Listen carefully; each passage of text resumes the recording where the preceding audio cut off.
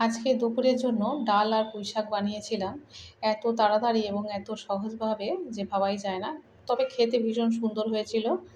এই গরমে সময় এই ধরনের একটা রেসিপি হলে তো খুব ভালোই হয়। যাই হোক, আমি প্রথমে তেলের মধ্যে মসুর ডালগুলো ভালো করে ধুয়ে দিয়ে দিয়েছি। একটু নাড়াচাড়া করে নেওয়ার পরে তার পুঁইশাক আর ডাঁটা ভালো করে ধুয়ে নিয়েছিলাম, সেটাও দিয়ে দিলাম। অল্প একটু কষিয়ে নেব ৫ মিনিটের মতো। তারপরে কুকারে দিয়ে এটাকে সিদ্ধ করে নিতে হবে। কুকারের মধ্যে দিয়ে দিয়েছি আর তারপরে দিচ্ছি অল্প একটু নুন আর হলুদ, সামান্য একটু জল দিয়ে এটাকে আমি সিদ্ধ করিয়ে নেব। ২ টো সিটি দিলে এটা নামিয়ে নিতে হবে। আর তার মধ্যে দিয়ে দিলাম কাঁচা লঙ্কা। এটা সিদ্ধ হলে নামিয়ে রেখে দেব। ডাল আর পুঁইশাকটা সিদ্ধ হয়ে গিয়েছে, নামিয়ে দিয়েছি। তারপরে কড়াইতে তেল দিয়েছি, পেঁয়াজ কুচি দিয়ে অল্প একটু ভেজে নেওয়ার পরে তেজপাতা, শুকনো লঙ্কা, লবঙ্গ, এলাচ, দারচিনি অল্প একটু দিয়ে দিয়েছি।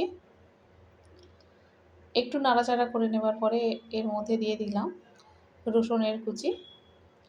অর্ধেক চামচ রসুনের কুচি দিয়ে আরও একটু নাড়াচাড়া করে নেব। হাফ চামচ গোটা জিরে দিয়ে দিয়েছি। আর এরপরে দিচ্ছি আদা বাটা ১ চামচ দিয়ে তেলের মধ্যে খুব ভালো করে এটা কষিয়ে নেব।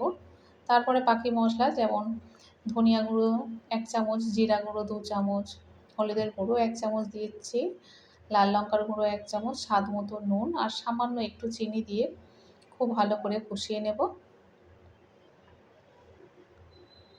মশলাটা ভালো করে কষিয়ে নিলে তবে তরকারিটা ভালো স্বাদ হবে। সামান্য একটু জল দিয়ে দিলাম। আর দিয়ে দিচ্ছি যে ডালটা আমি সিদ্ধ করে রেখেছিলাম সেটা এর মধ্যে ঢেলে দিলাম।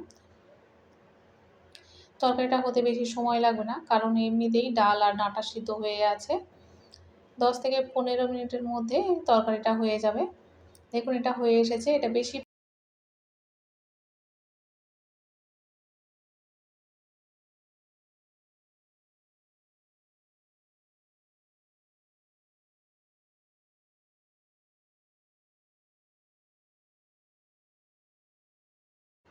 আপনাদের পছন্দ হবে।